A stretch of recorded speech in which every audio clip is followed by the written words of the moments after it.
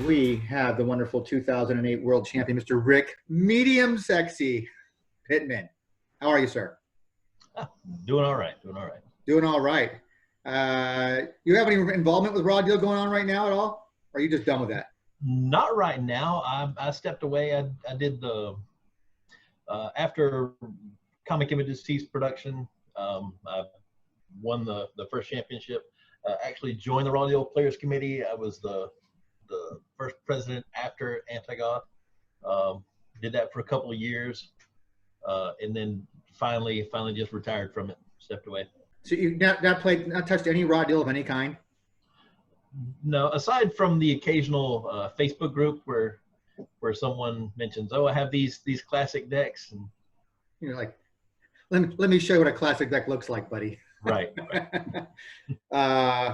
Yeah, I mean, I still see you popping in every once in a while, either on Facebook and very rarely on TCO. I myself rarely use TCO these days. I mean, I go in and check things out like that, but every once in a while I see, there's Big Sexy out there. There's a Medium Sexy, posting something out there, Yeah.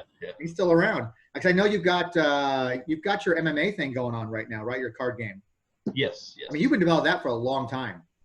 Yeah, at least 9 years now. At least. Where is that standing at right now? I'm just working on images for the game. So once I get images, we're good to go. The mechanics are all done. I mean, as far as the engine. Yeah. Okay. Yeah. The game itself has been play tested for at least well over 8 years. It's a solid game. All we really need are the final card images. And I decided to go with photography for that, like photographs of actual engagement. Just inspired by Raw Deal, of course. Of course. And some of the images we have so far look really, really good.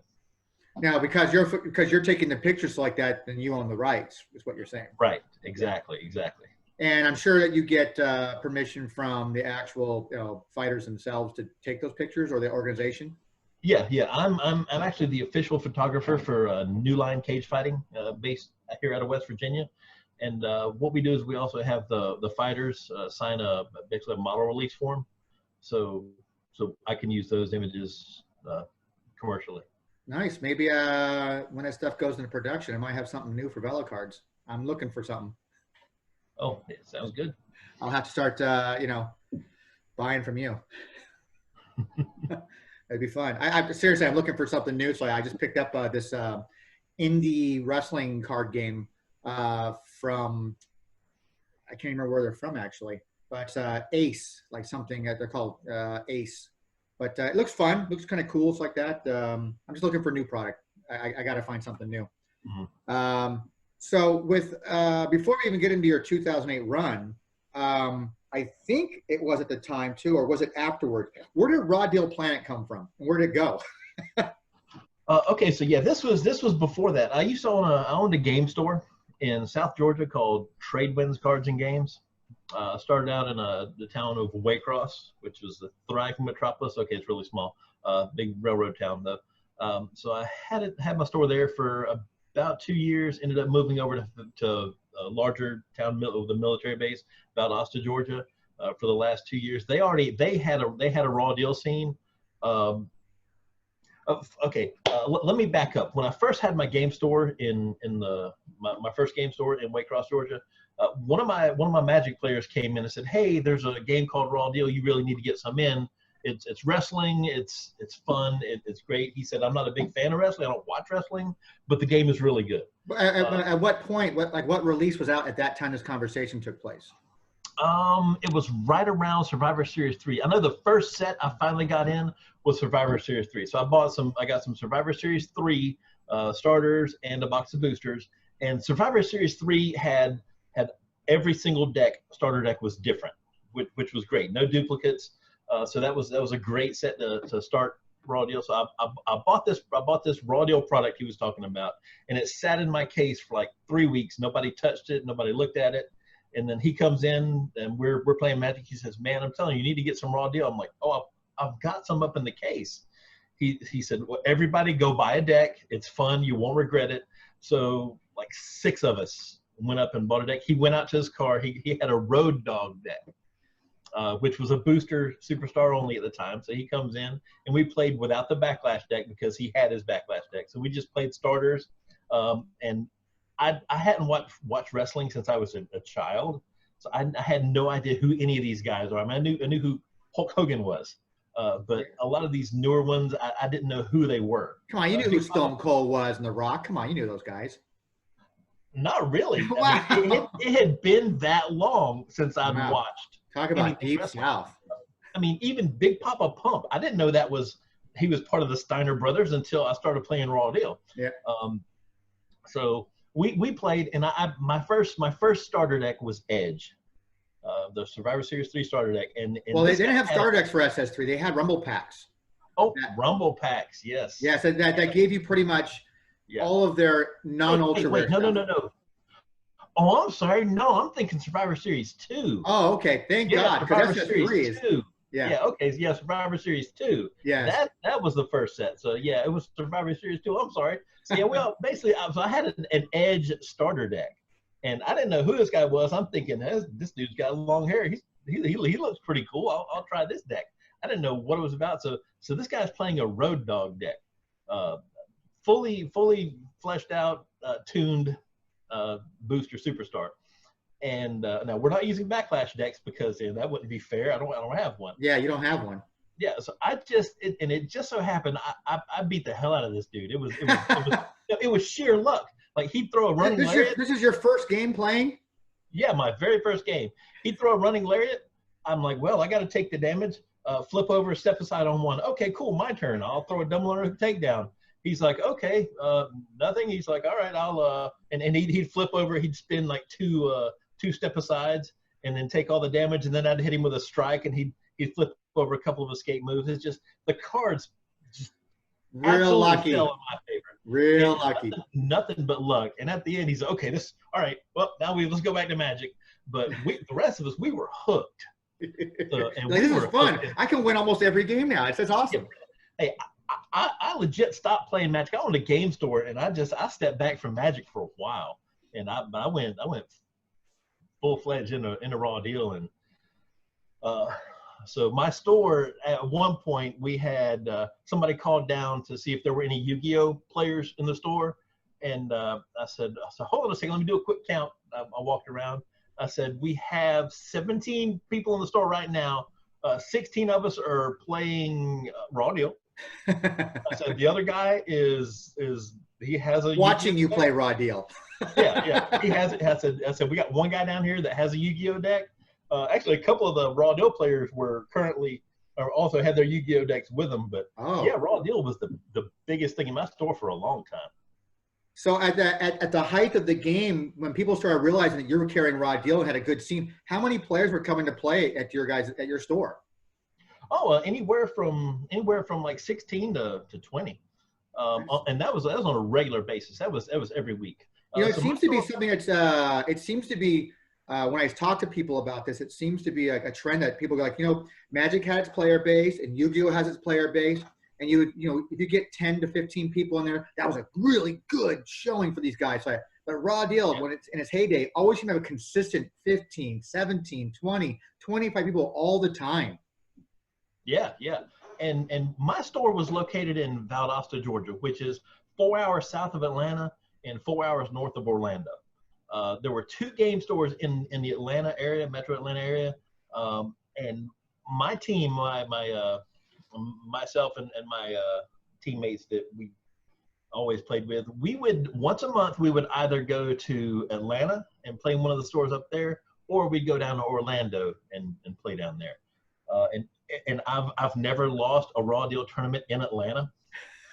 That includes the Dragon Con qualifier in 2006. We had like 60 something players in that event, and the one match I've ever lost in Atlanta, Georgia, was to my friend and teammate Robert Miller. We drove up there and went to time limit, and they flipped a coin. We flipped a coin. So you lost by sheer luck of a flip of a coin. Yeah. Wow. I bought the quarter from him I gave him $1 for the quarter that I lost to, and accidentally spent it later. What were your plans to do with it? Oh, I don't know. I was gonna put it on a railroad track, something, get rid of it. Frame it. Yeah. Frame it. So then we go through these eras like that. You're playing and qualifying events. You're going out. You're dominating different cities. It seems like, then you get to Gen Con in 08. So, well, first, we'll back it up a bit. Comic Images ceases production. How did you feel about that? Like, what happened? Oh man, it sucked. It was bad. This was and they ceased production. I want to say they made the announcement in December of 07. 2007. Yep. And then Baron passed. He passed in February. Turned out he'd had cancer for quite a while, and like when Baron passed, I mean, most of us were like, oh, that makes a lot of sense. Shiloh. So this is my daughter. Hey, daughter. How are you? Okay. All right, honey. Go. So we have, look, you got your fans all there. So like that. We have, so you find out, because the game, as a retailer yourself, then you were selling that stuff since SS2. So did you see a decline in sales from, at what time did you start seeing? Because Revolution, a lot of people like to put Revolution as like, that's what killed the game. And I totally 100% disagree with that logic that it killed the game. I think it was the last nail in the coffin for the game, but it didn't kill the game.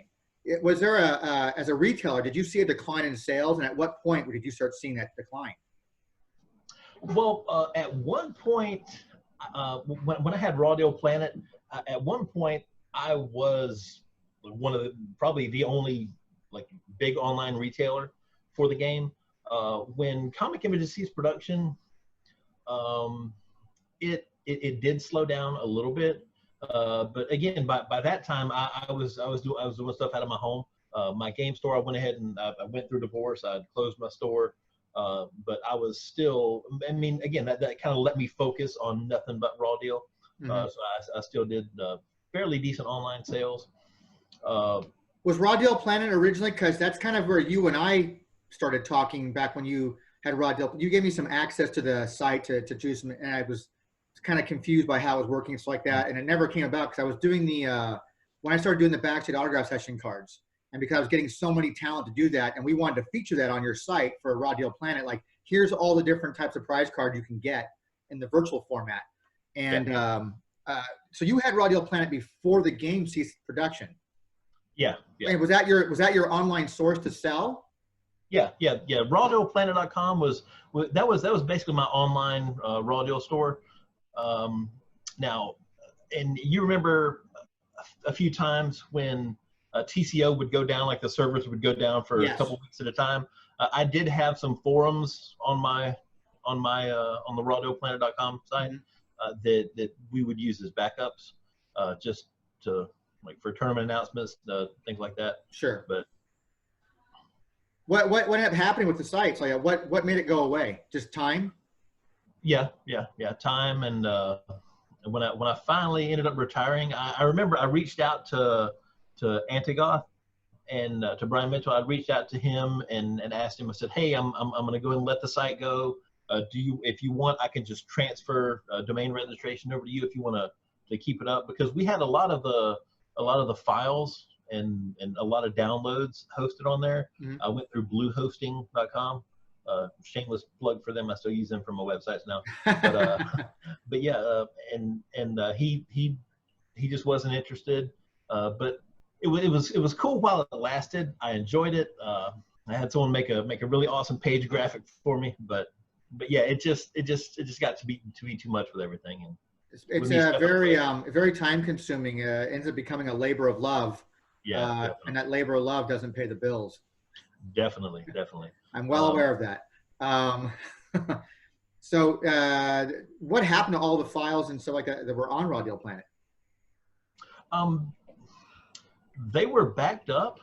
They were backed up before the domain expired. The site just disappeared. Like, there was no announcement. It was gone. It just disappeared.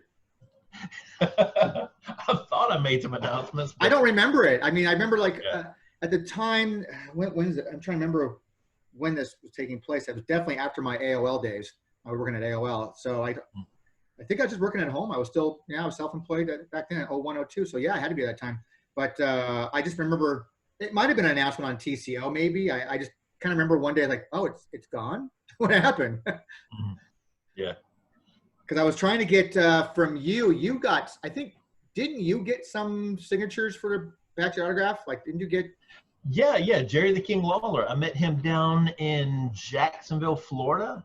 There was a really small convention down there. He was probably the only talent they had show up to do like signings and just meet and greets. And then I also met him up here in Charleston, West Virginia. We have a minor league baseball team, the West Virginia Power, and I met him. It was right around my birthday. A friend of one of my good friends here in Charleston took me to my first minor league baseball game, and Jerry the King Lawler was there that night, and I got to meet him and talk to him again. That guy is hilarious, isn't he? He's got a lot of stories, man. Oh God, he's so funny. He is. So now we go into the store is closed by the time the store was closed by the time you went to World Championships, correct? Yes, yeah. Well, to 2008 World Championships. I played in the 2007 World Championships. Did you? Yeah. How'd you fare? I missed top 4 because I had a count out victory instead of a pin against Anthony Lurdy. Okay. Yeah. Sound a little bitter, no? I beat everybody. I beat everyone in the top 4 after the event later that evening at the hotel. And I said, it's all right, I'll do it next year. And I did. So in 2008, I was undefeated. So you beat everybody afterwards like that weekend. Like, yeah, I would have won if I'd had a pin instead of count out. I won, but I ended up doing it a year later.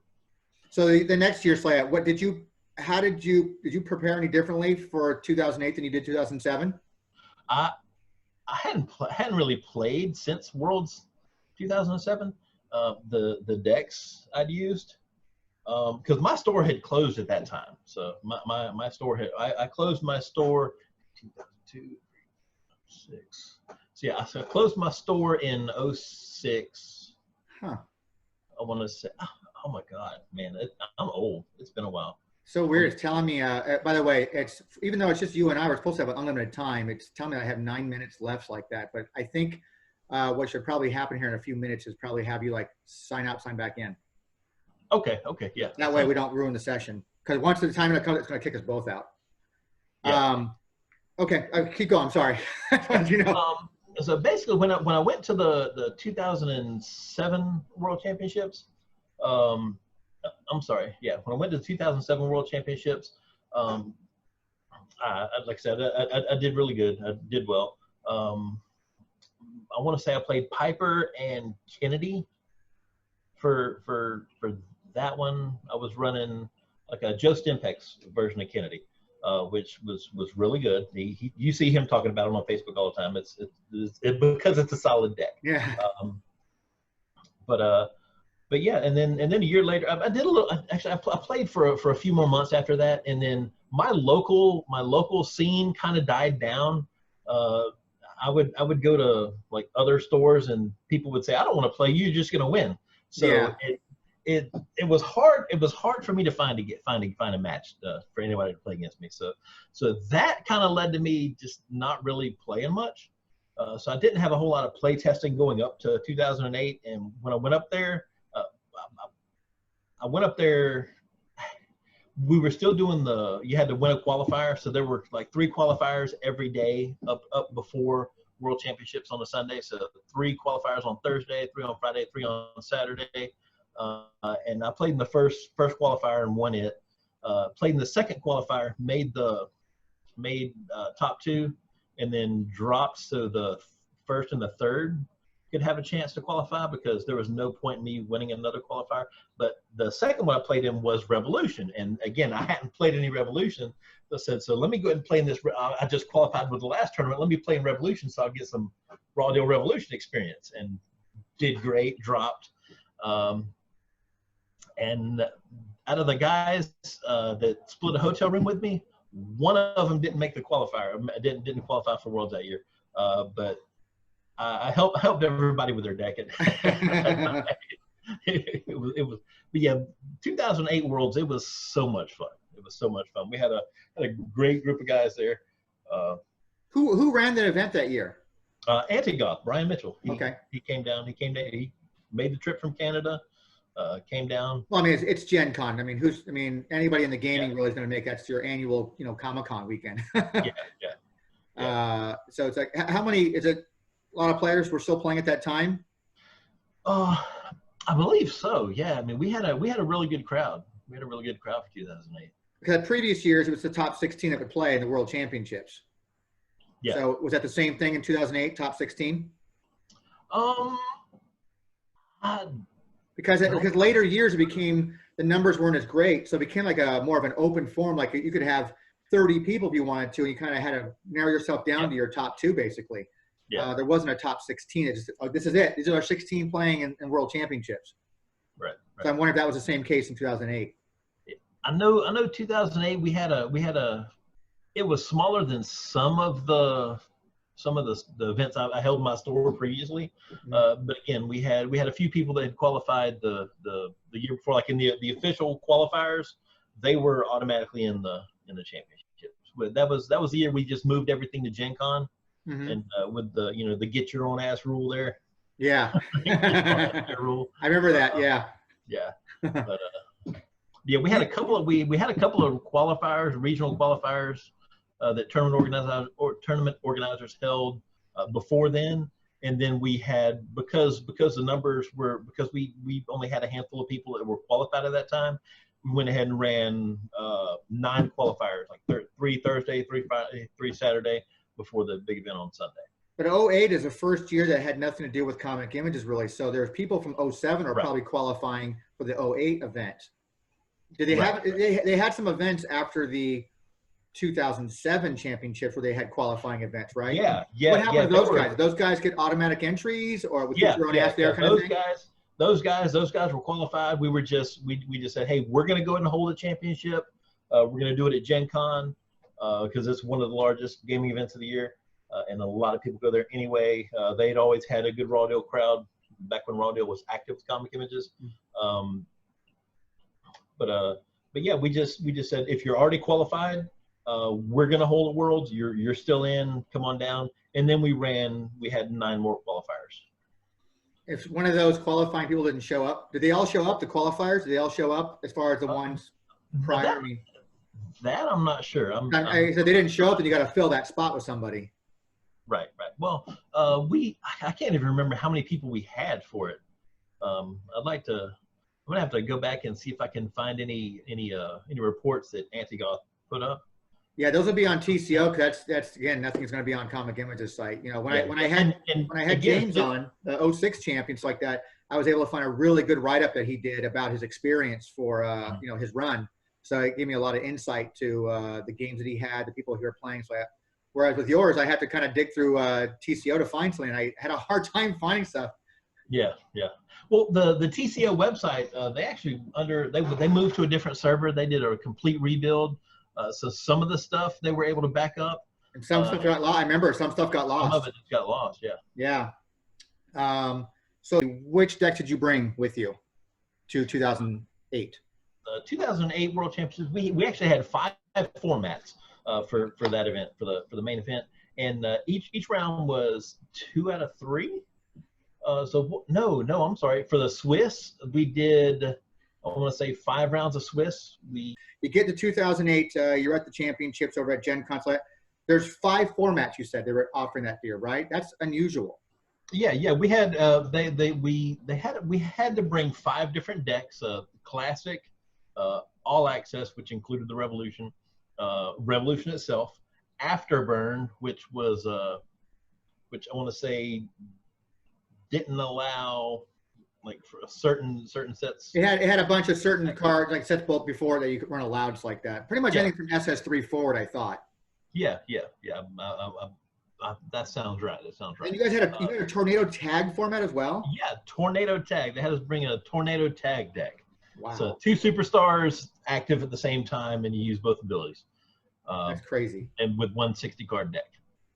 That's crazy.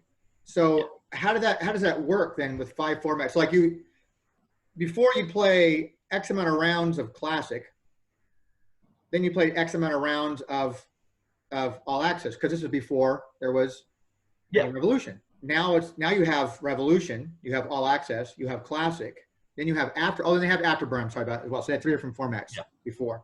So how do you determine? So I mean, if I'm not mistaken, based on our conversation before, you had an All Access deck. You played Big Freaking Machine. Yep. Your Classic deck was Piper, which was also your Afterburn deck. Yep. You had a Striker Revolution deck. Yes. And then what was your Tornado Tag deck? APA and Carlito. Interesting. So I start out with a massive hand size, and I'm drawing a lot of cards at return. Interesting.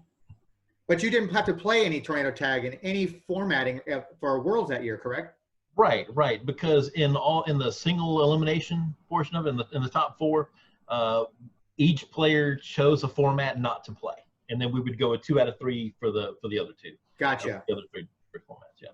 So tell me about your run through 2008. Do you remember all your matches? Do you remember?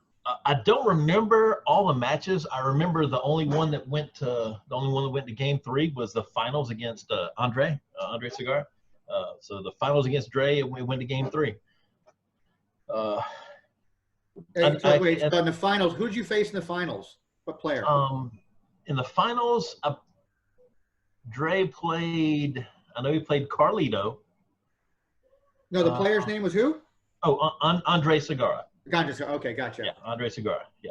Gotcha. So actually, let me back up to the top 4. So in the top 4, I played. I ended up being the number 1 seed. Played against my one of my best friends and teammates, Robert Miller. He was the best man at my wedding.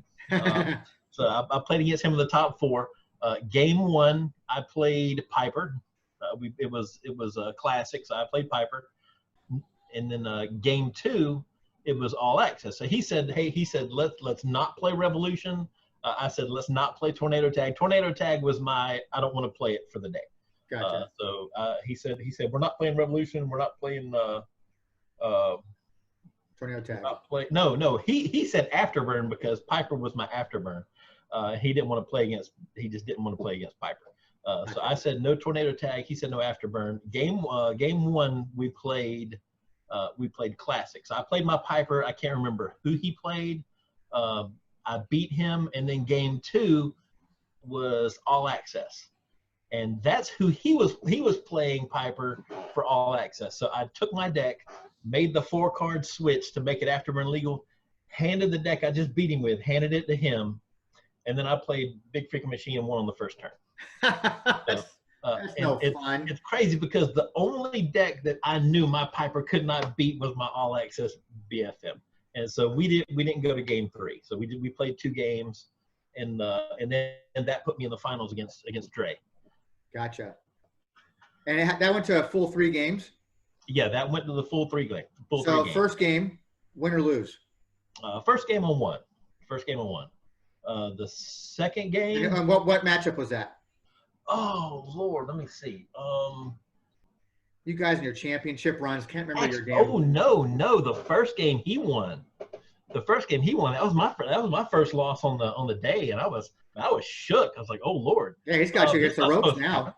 Yeah, so I'm up against the ropes. So yeah, I lost the first game. Do you remember what you lost to? I can't remember what deck it was. I'm gonna have to talk to him. But then we play. I know the final game was Classic. I want to say Piper against Carlito, and I ended up winning with a volley this. Ended up pinning him with a volley this. How anticlimactic.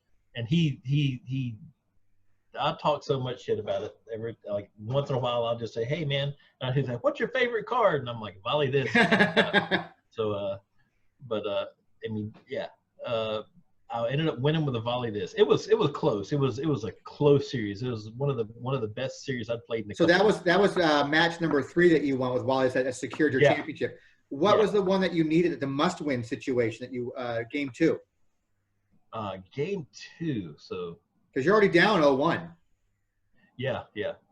I want to say I think we may have played Revolution. And you beat him with Striker? I think so. I remember you boasting quite a bit about Striker on the TCO boards, and I was like, Striker, get the hell out of here. It was good. It was a decent deck. Because Revolution was fairly new. There were only the 3 sets. Yeah, well, that's all there ever was. Yeah. I mean, this was before any virtual. I'm pulling up my deck list now. So yeah, I ran 2 new plans, which was basically the mulligan. Like, hey, you don't like your deck, mulligan. Yeah. So I mean, I had to start off with a 10-card hand size. I'm looking at like if I don't like it, the top half of my deck to determine, okay, this is something I can work with. Yep. Yeah, you play against the Ric Flair, so go right ahead. Make me discard all my moves. I don't give a shit. I'll play them from my ringside. Let me see. Okay. So on my deck list report for the Matt Striker on TCO, when I made the post on August 21st, 2008, Creed said, "Nicely done. Was there a reason to run Ric Flair's in my corner over, say, Austin?" And I just said Striker, being an extremist, needed some very good trademark support. Flair, when you look at his maneuvers, has some of the best support in the game. Space Mountain Punch draw too. Oh, Lord. And Dre replied, he said, between Space Mountain Punch, wheel and knee drop, and Flair's figure 4, he's pretty much the best corner in the format. Yeah, so, I would agree. Yeah, and then someone else replied, Striker now has 2 pump kicks with Space Mountain Punch and a New Breed Unleashed. That's right. So yeah, I used Ric Flair's in my corner to get some of that, sure. Ric Flair goodness, only with a huge hand size. Yeah. that's why I went with Matt Striker. Gotcha. So you turn around, you win the championships like that. What'd you do? You go celebrate, or what'd you get? What'd you get for your? What'd you pull in for prizes? Oh Lord, I remember there was a small stuffed bear, Stone Cold Steve Austin, because my daughter still has it. Pretty sure I sent that. And she's only 8, so yeah, that's probably the only thing I still have from that event. There were a few more pretty cool prizes. That was a comic image of stuffed bear that had the 316 in the back, didn't it? Yeah. I'm pretty sure that's something I supplied. Yeah. I know you did. You sent a lot of stuff. But we still had the tournament prize kits. We were able to get a hold of for that event. Yeah, I think Jason Griffey had some of those left over. Yeah. Had I known now, if I knew now if I know then what I know now, I would have bought everything, because that was just like, I remember trying to place orders of getting some of those kits. Like, listen, I'm really sorry, but there's no more whatever it was, like a Vince GRA or something like that. But I'm gonna throw an extra divine for you. Oh, gee, so sorry. Yeah. Should have bought them all. You still have any inventory of raw deal stuff? You keep your decks? No. A few years ago, I got tired of moving boxes and boxes of stuff around, and my wife was tired of it as well. I'm not gonna lie. I made a post on Facebook and on Team Canada Online. I said, hey, anybody want some free raw deal cards? Just come pick them up. I'm not delivering them. Yep. I had some interest out of Virginia, which is not far of a drive. James Kanzioka, I'm hoping I'm pronouncing Candyman. He had to attend a funeral of a friend or family member in, I want to say, around somewhere in Pennsylvania. I want to say around Pittsburgh, which is about a 3 to 4 hour drive from here. He said he would actually make the extra drive like 4 hours out of the way to pick the stuff up. I said, just come on and get it. He took my wife and my son took us out to a nice Mexican restaurant. The good old days of eating in a restaurant. Yeah. Oh, I know, back in the day. But yeah, he insisted on handing me some money for him. I was like, no, I don't want it, but he made me take it. So yeah, I was ready to just. I'd Man, I should have known. I would have paid shipping for you on that. Yeah, I know. Share the love, man. Share the love. But yeah, the only raw deal I own currently is I've got the Don't Be That Guy. Because you designed that card, right? Yeah. That was your contribution to Virtual One. Yes. designed this card so people couldn't use the BFM that stick against me. Gotcha. Yeah. And actually, I did make a raw deal purchase a few months ago. We went down to Georgia for my wife's grandfather's funeral, and we were in a small game store in Tifton, Georgia, and they had the Absolute Raw and Ultimate SmackDown the tins set. They had the 2 tins, the Stephanie tin, the Eric Bischoff tin, and the few cards that came with it. So I bought that. It was like 50% off of whatever retail was. I think I paid $10 for it. And I bought it so my kids could have some deck boxes. Sure. Nostalgia reasons. Come on. Exactly. Let's just stick with that. Raw deal. You have raw deal. This is great. Even my kids got raw deal. Come on, man. Yeah. So, nostalgia purposes. I bought that.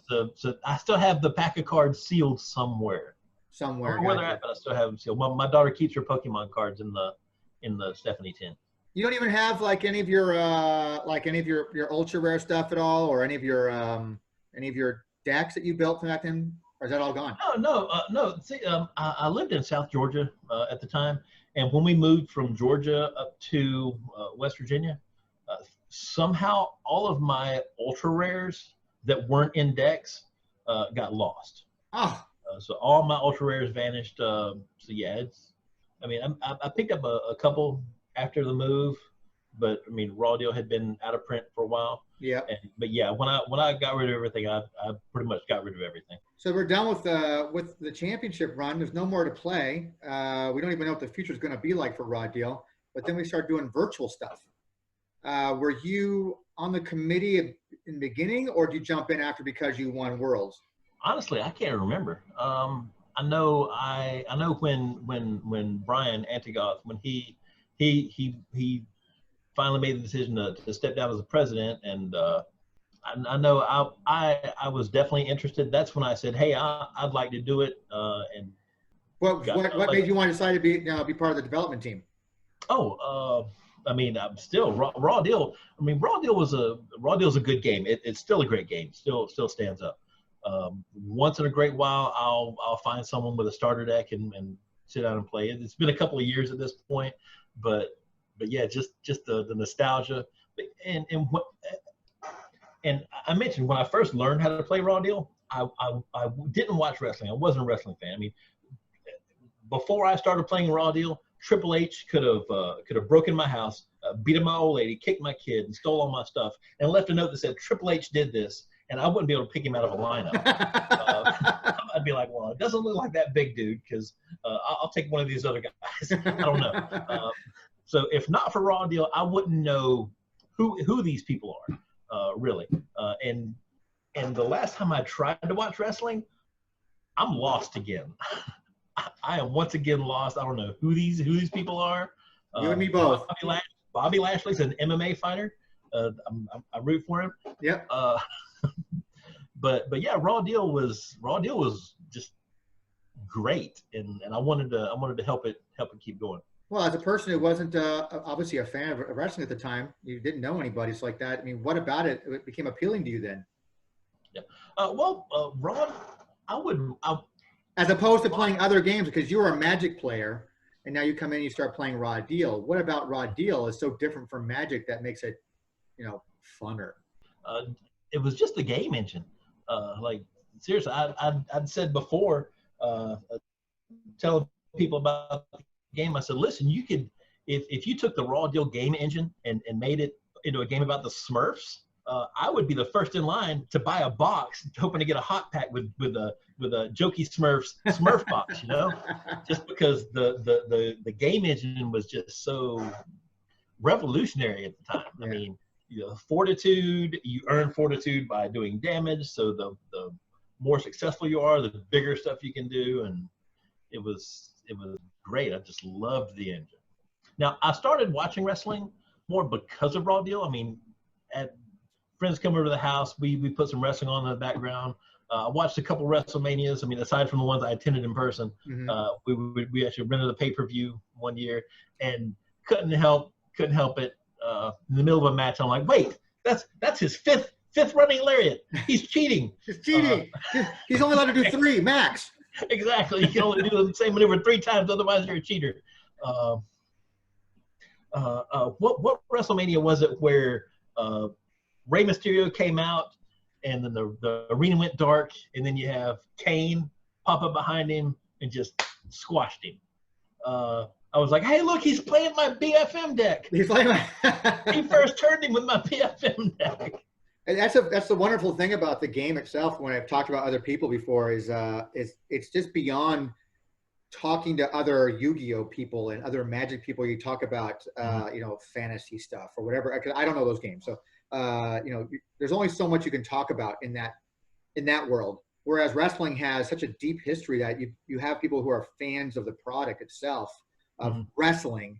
And whether it be like, well, I collect action figures, I collect trading cards, I do raw deal, I collect magazines, I collect, ring worn stuff, whatever it is, or it's just I don't know, it just brings people together a little bit better, I think, than other games do. You have your friendships within the gaming community of playing those other games, but raw deal, you develop friendships, I think, outside of that you become friends with. Do you have friends that you met because of raw deal that you're still friends with today? Yeah, absolutely. Yeah, that's good. Yeah. It seems like everybody else seems to have that same kind of story. Like, yeah, I mean, I met so-and-so from playing raw deal, and like this guy now is like the best man at my wedding, or I met this guy over here, and we still talk to each other every weekly. It's like that kind of thing because of raw deal. Yeah, definitely. It seems like you don't get that with other games very much. It seems like. Yeah, and Robert Miller again, raw deal teammate, best man at my wedding. I had my game store in my first game store in Waycross, Georgia. And this Magic player comes in and sees us playing raw deal, and he's like, hey, that looks kind of fun. I mean, he was a wrestling fan, though. So he's like, hey, I'll try that. His first deck was the Big Show. That was my first deck, too. Yeah, another friend of mine, Tony White, worked with him.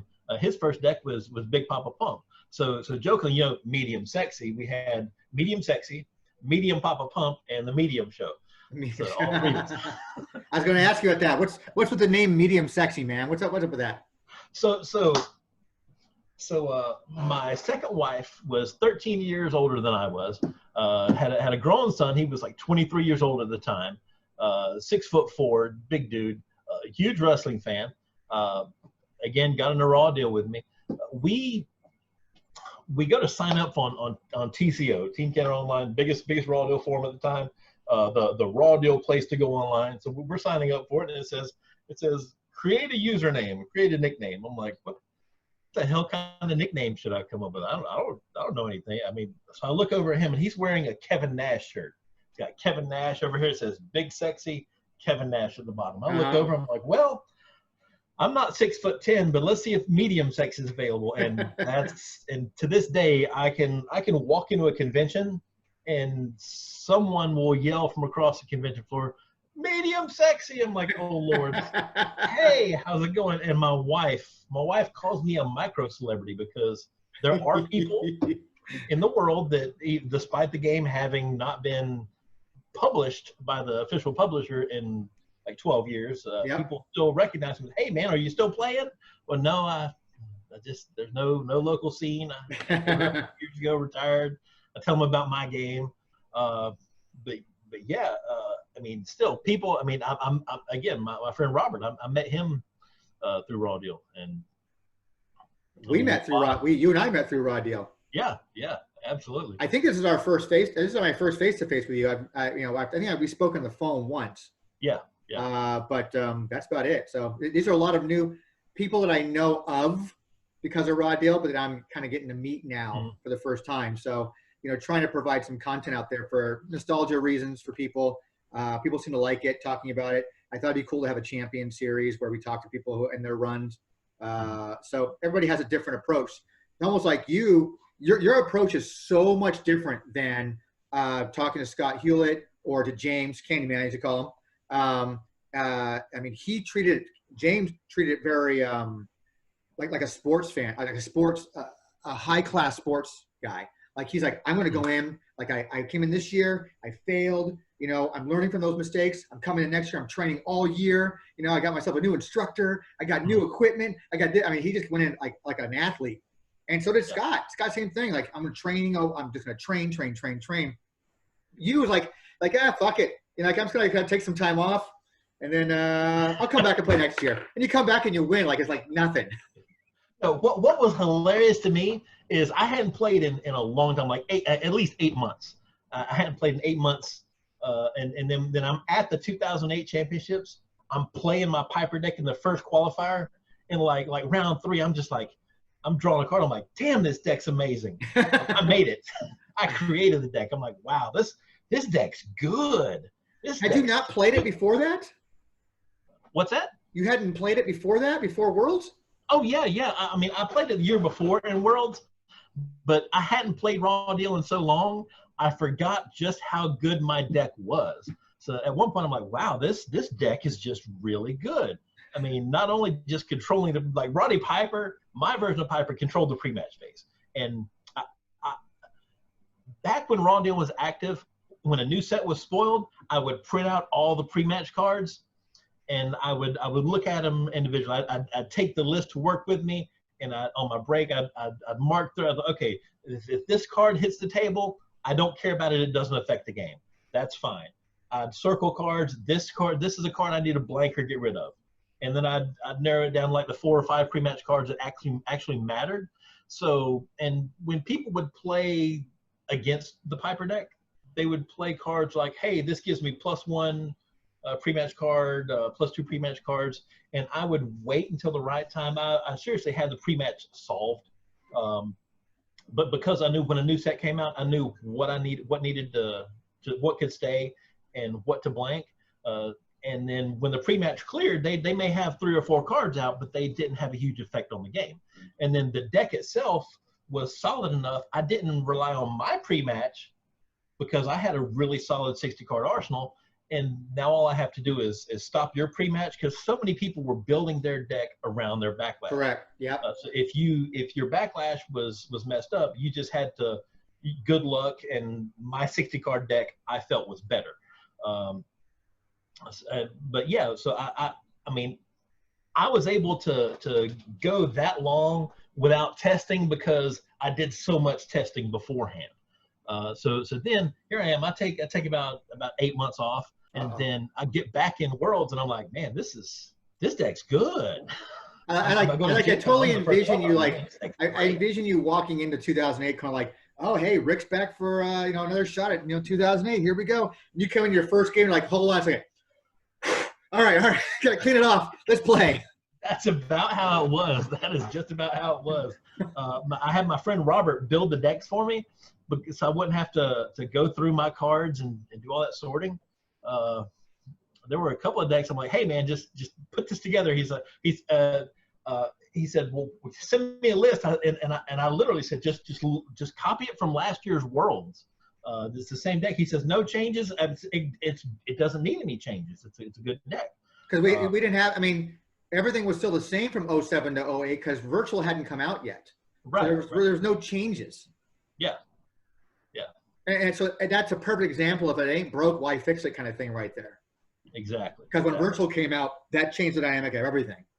Yeah, and when I would go to tournaments, back when Raw Deal was active, I would use my same Piper deck from more or less 2006 Dragon Con, the one I won the Dragon Con qualifier with. And so people knew what I was playing, and I would tell people, hey, I'm coming and I'm playing Piper. And anybody just go fuck it and scoop? No, but when I played in Dragon Con, when I played in the qualifier, I'd announced online that I was playing Piper that day, and no one else played Piper.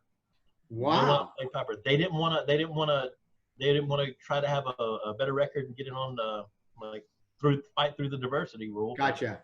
I was the only Piper player that day out of like 60-something people. And that's in 06, right? Yeah. Playing in 07, I mean, was the playing field in 07 just all Pipers and Kennedys and Andres? Not really. Yeah, not really. People, I don't know. Those decks always seem to get like, oh, it's so boring because it's just always Piper. It's always Andre and Kennedy and MVP, Miss Pay-Per-View and Eugene, and Those are your big five right there, kind of thing. Yeah. Well, I don't know. See, I didn't play in a lot of huge events outside traveling. Like I would go down to Orlando, make the 4-hour trip from where I lived, go down to Orlando, play with Joe, Daddy Stempek, and Evan Psycho Camazelli. We only know each other then, by our usernames. We don't even know real names anymore. Yeah.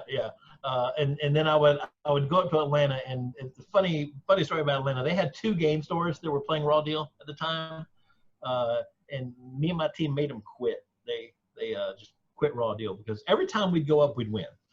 If I wasn't with them and the rest of my team would go up, our team would win. So 4 up in the top 4, there was their best player, and then the rest of us. And then he would make it to the finals, and then I'd beat him. Or he'd make it to the finals against them if I wasn't there. So Atlanta actually quit. And my friend Robert, he was kind of an asshole about it with one guy. One guy finally said, "I give up. I'm quitting. Who wants to buy some cards?" He said, "I'll look through your stuff." So he's looking through stuff, and he lowballs him. And then the guy says, "Man, that's kind of low." He says, "What do you care? You don't play anymore." I'm like, really? That's rude, dude. That was horrible. Talk about kicking a guy when he's down. I know. I'm like, dude, don't do that. Make him a fair offer, but yeah. And then I don't know. The thing is, it got hard for me to. I mean, with my first World Championship appearance, it really got hard for me to find people to play against outside of my teammates.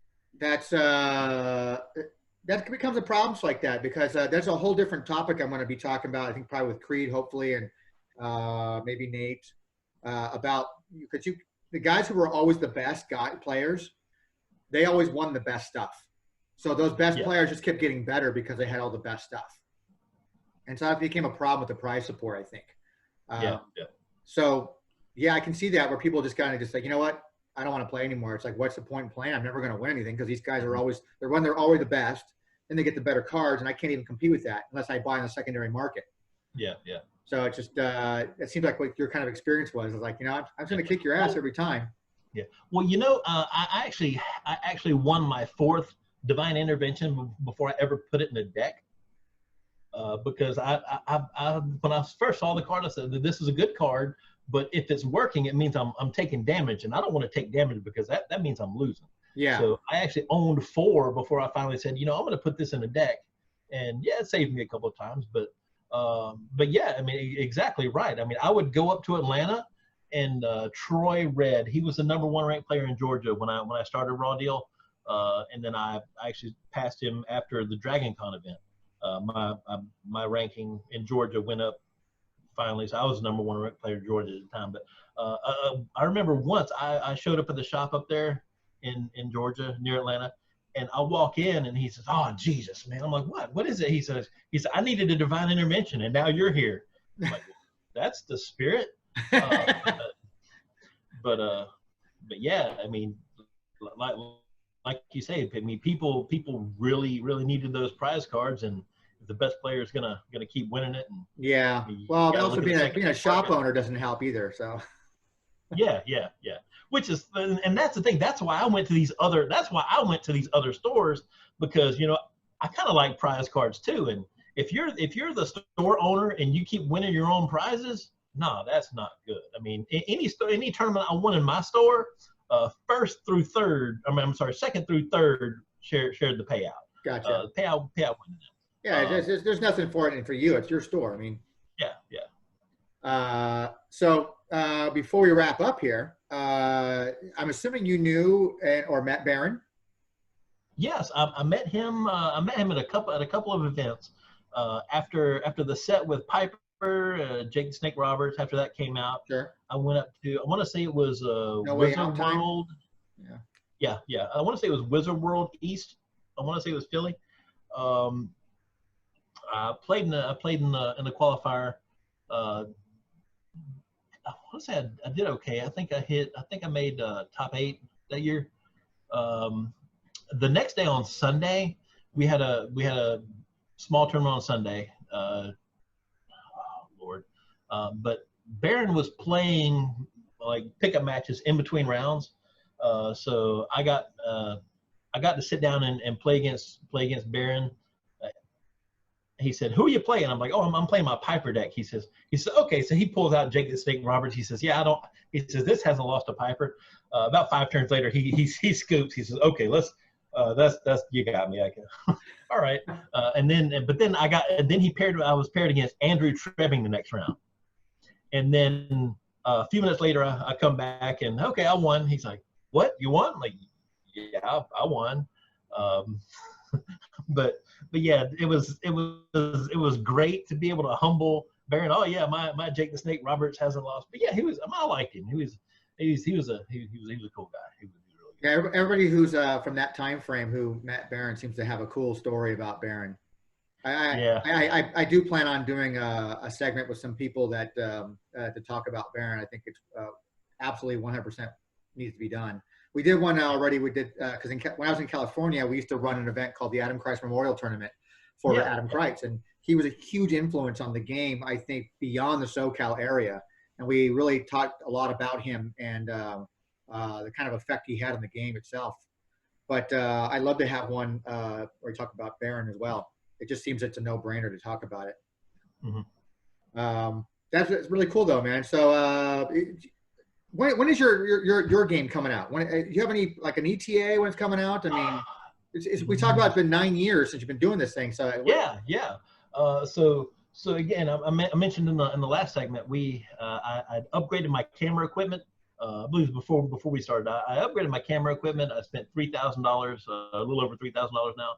On new camera equipment. A week after I got it, they announced the quarantines and sure. So everything I've had 3 MMA events canceled since then. I was hoping I've had everything done by now, but at this point, I'm going to try to get some just special shoots scheduled. See if I can get about 4 athletes at a time, 4 MMA fighters at a time, and I've got a list of all the cards I need images for, and we're just gonna stage them. Now some of them will be from in-cage actual events. Again, I've already done 4 MMA events, mm-hmm. So I do have a couple thousand photos to go through, but for the most part, it's just a matter of getting these guys in the same spot. Have a local Brazilian Jiu-Jitsu MMA gym owner that has a full-size MMA cage in his gym's basement. He said I can go in and use those, and it'll just be going in, sanitizing everything, getting the fighters to come in there. I mean, do you have a date in mind that you're trying to shoot for to get this thing out into print or something? Oh Lord, let me see. It's August. I would love to be able to do it around the beginning of next year. I mean, I was hoping to do it sooner.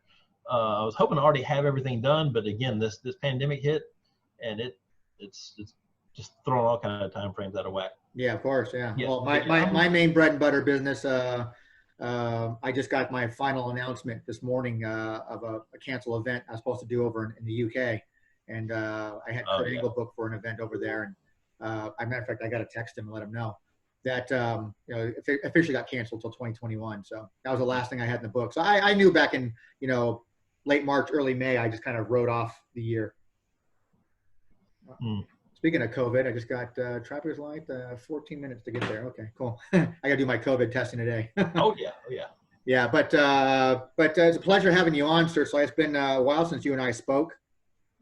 I do follow you and keep track of all your wonderful your sessions of taking pictures from your MMA, stuff like that. All your photography you keep doing too. You do stuff beyond just the game. You do a lot of other photography stuff too. Yeah. I've got a cosplayer photographer meetup I have scheduled for August 15th. I've invited some other photographers to come. A lot of our local cosplayers here. Charleston, West Virginia is the capital of this little state, but we've got a pretty good cosplay community. Since all of the local conventions have been shut down because of the pandemic, we're gonna keep the social distancing in effect. I actually traveled about 3 hours over towards Lexington, Kentucky last month for a little photographer cosplayer meetup, and we're gonna hopefully get some good photos, meet some cosplayers, let them get out and actually practice their craft and check out their new costumes. But yeah, I've also got one model that I'm working with. I did a swimming pool swimsuit photo shoot with her last Sunday. She says, "How's the editing going this morning?" Not a bad gig if you can get it. Yeah. That's not a bad gig. Exactly. Yeah, photography. I got into photography so I could get some images for the game, and now I love taking photographs. Don't like editing so much, but it just takes a while. But yeah, it's photography. It's a one-person operation over there, man. You're developing a game. You're doing the mechanics of the game, taking the pictures of the game, doing the editing. I mean, yep. Yeah. Yeah, I hope this is a successful endeavor for you, though. I hope it is. Yeah, absolutely. Yeah, when I get some more demo decks, I'll see if I can ship you a couple. I would love to. I'd love to check it out. You know, who knows? It might be the new game for me to start putting up on my site. Yeah, I've gotten some good feedback. I went to a Magic the Gathering. It was a PTQ up in Columbus, November. I'd say 2003. When I sold my store, the next month I went to a Magic Pro Tour qualifier up in Columbus. My opponent saw my Raw Deal Battle Bag, and he's like, "Hey, I used to play that." I'm like, "Oh, really? Cool." So he didn't play in any tournaments because he didn't know who I was. I said, "Yeah, I played it for a while too." We played our game. I won, and I said, "So, would you like to try a new game?" And so it took me like literally 10 minutes to talk this guy into at least giving the MMA game a shot. And then and afterwards, like, "Man, that was fun." So he said, "If we have have more time in between rounds, I'd like to play a couple more games." So like for the next 4 matches after my game, I look up and this guy's standing there waiting on me to play the MMA game. Oh, that's good. That's good. So yeah, and what's really funny is he had Calvin Patton, the co-designer. Oh, I love Calvin. Yeah. He says Calvin Patton, the MMA card game, combat card game co-designer, gives me a call about a month and a half later. He says he messaged me. He's like, "You're an asshole." I'm like, "Okay, yeah, I'll accept that." Okay. What happened? He says, "So this guy comes into the local shop and sees my Raw Deal Battle Bag, and he says, dude, I was at this qualifier up at Magic May game. You got to try it. It is unreal." And so he proceeded to tell Calvin all about how awesome this game was. And Calvin's like, "Was the guy named Rick Pittman?" He's like, yeah, that was him. He said, "I'm the co-designer. But small world." So and what's funny is I had to practically beg this guy to just try it out. And now he's across the country telling the co-designer, "Man, this game's great," trying to sell him on it. Yeah. Trying to sell the guy who co-created the game. Yeah. Let me tell you how to play this game. Oh yeah, please indulge me. All right. That's awesome. All right, man. It's great, Tony. It's great talking to you again. It's great talking to you, man. I'd love to have you on again sometime in the future like that. We'll talk about your game, especially when it gets released. I'd love to talk about it. I mean, this is primarily about raw deals like that, the VelaCards thing, because it's really all I sell. But from that standpoint, but as I try to expand things like that, I'd love to have you on there and maybe do a demo of your games like that and how it works, and so people can have an understanding of how it works like that. Be great. Absolutely. All right, man. Well, I'll let you carry on the rest of your wonderful, bikini photography you got going on over there. So. All right. Well, good luck. I hope you fail your test. Yeah. I hope I fail my test. Yeah. I hope it doesn't come back positive. Yeah. Okay. That's right. I'm thinking, what test? Oh yeah, my COVID test. Yeah. I hope I fail it too. Otherwise, I'll be doing a lot more of these in the office for the next 2 weeks all by myself. Definitely. So, all right, man. I'll talk to you soon. All right. Absolutely. Good luck. Thanks so much. Okay, man. Thanks.